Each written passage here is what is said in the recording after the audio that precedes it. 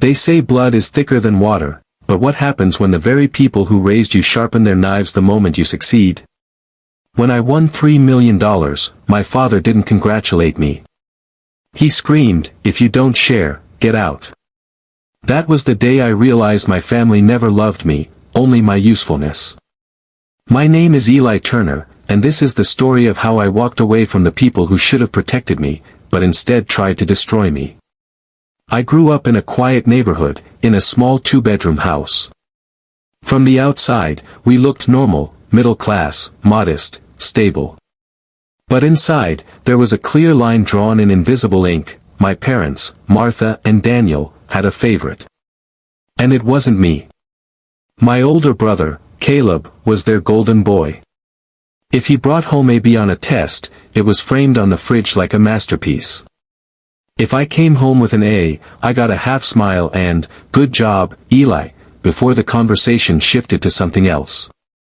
When Caleb wanted something, a new bike, a new phone, money for a trip, it magically appeared. When I asked, suddenly we were tight on cash. College was the final nail. Caleb's tuition at a private business school was paid in full. Me. I had to claw my way through engineering with a patchwork of scholarships, 2 jobs, and debt that still haunted me like a shadow. I was barely surviving, serving tables by day, studying by night, while Caleb slept in, traveled, and lived carefree. Whenever I complained, my mother would say, "You're strong, Eli. You don't need as much help." But strength isn't a compliment when it's just an excuse to abandon someone. I'll admit something embarrassing. Every Friday, after another week of exhaustion, I'd buy a lottery ticket. It wasn't because I believed in luck. It was my escape. For a few bucks, I could imagine something better. Caleb mocked me. "The lottery's for losers, Eli." My dad laughed. "Might as well set that money on fire." I never argued. I just folded the tickets into a drawer, each one a tiny prayer for a different life. Meanwhile, Caleb burned through our parents' life savings on a clothing store that was more fantasy than business plan.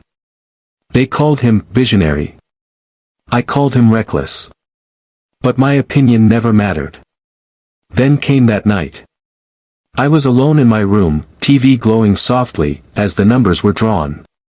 One by one, they lined up with the ticket in my hand. 7. 14. 23. 42. Every digit matched. I didn't scream. I didn't jump. I just sat there, numb, staring at the ticket. For once in my life, something was mine. Not given by my parents, not overshadowed by Caleb, mine. The next morning, I went to the lottery office, signed the paperwork, and posed for a photo with one of those oversized cardboard checks, $3 million. The real money wouldn't hit my account for a few weeks, but holding that check felt like holding my future. When I walked into the house with that giant check, my family's faces twisted, shock, then hunger. "What's that?" my mother asked, eyes wide. "I won the lottery," I said, my voice steady.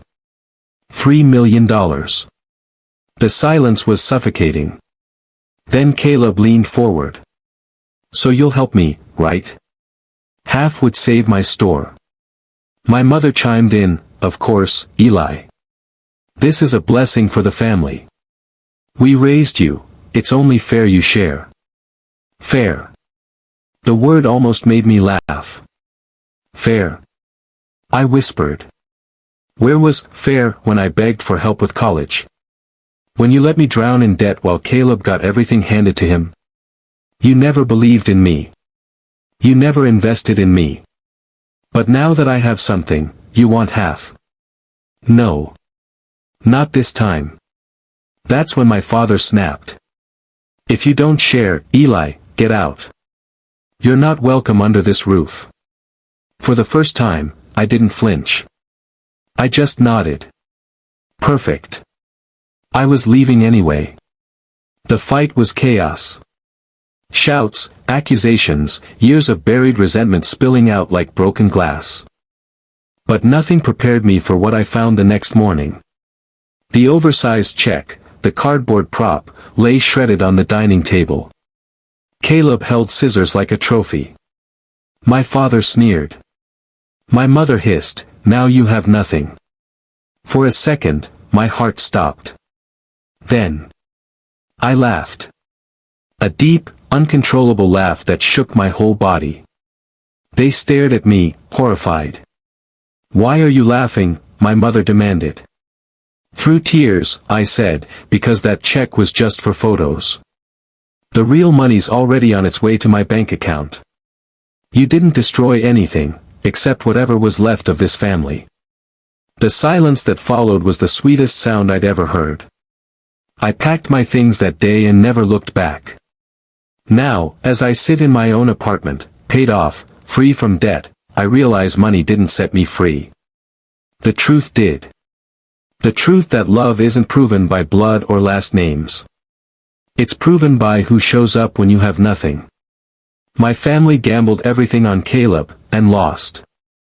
I gambled on myself, and finally won. So let me ask you, if your family betrayed you like mine did, would you still forgive them? Or would you finally walk away?